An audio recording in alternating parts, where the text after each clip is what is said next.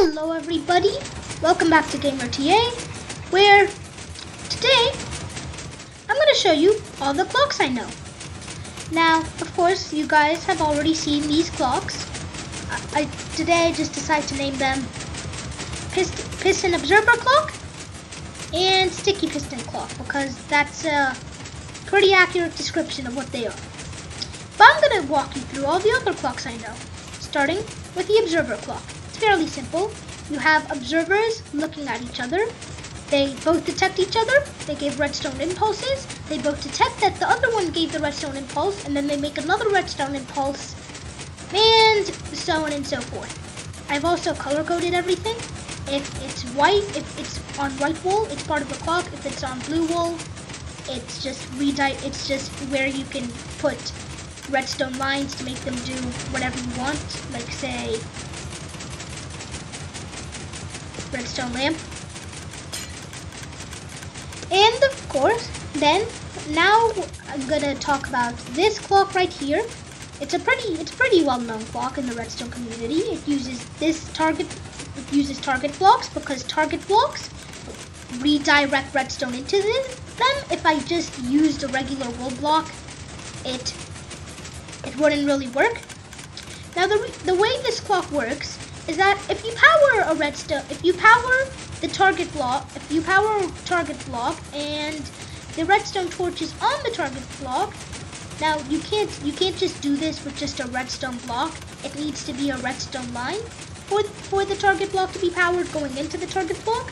But if you do that, the redstone torch on it will turn off. Now the way this works is that the redstone torch is turning itself off. When it turns on, it goes into the back of this target block, turning itself off, meaning it can turn, and then because there's no more signals, it can turn back on again. Now the reason we have this repeater here is that if we didn't, and we just had redstone line, it goes on a lot. It moves a lot. And redstone torch buddy doesn't have a very good time. So let me just put that repeater back there. And we have a clock again. Oh yeah, I forgot to delay the repeater. No. And next we have the hopper clock. And I decided to call them hop clocks because hop clock, hopper clock, hop clock. Anyway, now this uses this redstone block right here. Does this count as a block? Anyway, the redstone comparator, all you need to know for this is that it can detect if there are items in something. And oh god, I have a redstone. Okay, that wasn't supposed to happen because I put a bunch of items in there. Anyway, now these two hoppers are going into each other. The dirt is cycling between the two hoppers.